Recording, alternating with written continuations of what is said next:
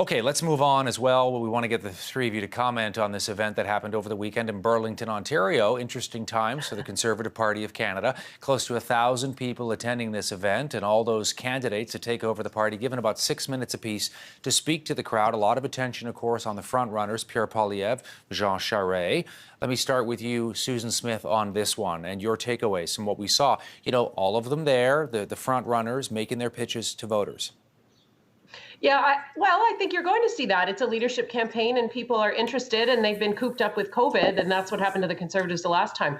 Yet 6 candidates, 6 minutes each. I think there were probably some gritted teeth behind any gestures of goodwill. Certainly there is bad blood, and a lot of bad blood, between the Poilievre and Charest campaigns. Poilievre, it's well known that the people around his campaign saying, you're with us or you're in the wilderness, and you can add whatever adjectives you like on the wilderness side of things.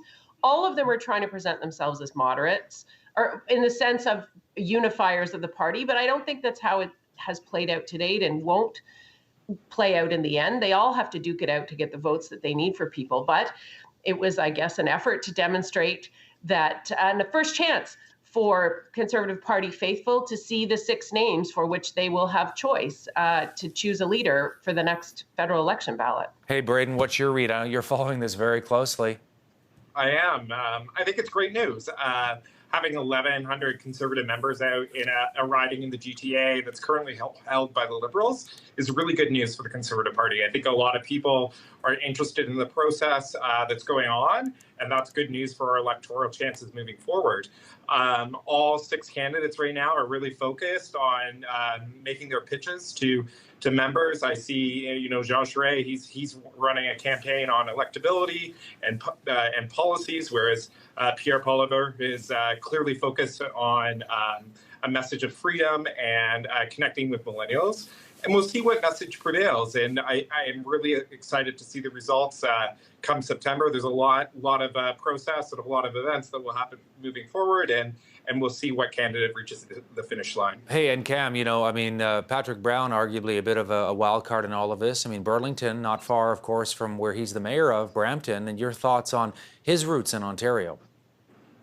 Well, it's funny is that almost all the candidates in this race are from Ontario.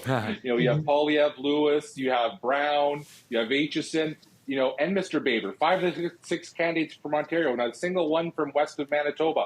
So, heck, from west of Sault Ste. Marie, for crying out loud. So, to me, it's very interesting when you see that. I mean, you talk about 1,100 people in Burlington. Having done enough leadership campaigns in my day, that's a good number, don't get me wrong. But if you're talking about doing a large event where you're getting a lot of people, all candidates in the same room, you're going to draw people from all ridings all around.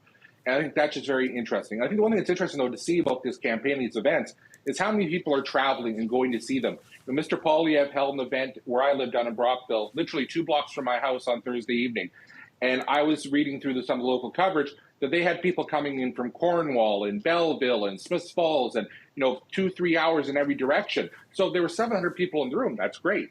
But are these people going to 2 or 3 events? Are they just kind of road tripping it as they do it? I think it's kind of interesting to see what these kind of races bring out, because there is some energy coming around this for them. The question is that can they translate this into anything? And the interesting about that 6-minute time gap, it forces people to really make a choice. Am I going to be disciplined in my message, or am I going to go off on something? And from the fact we didn't hear much of someone going off, tells you there was some discipline in the room that day.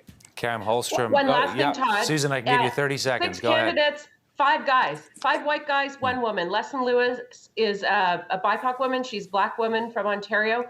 But 5 guys. The Conservative Party in all of Canada could only muster up 1 woman who met the dollars and the signatures for this leadership. That's something I think people need to reflect on too.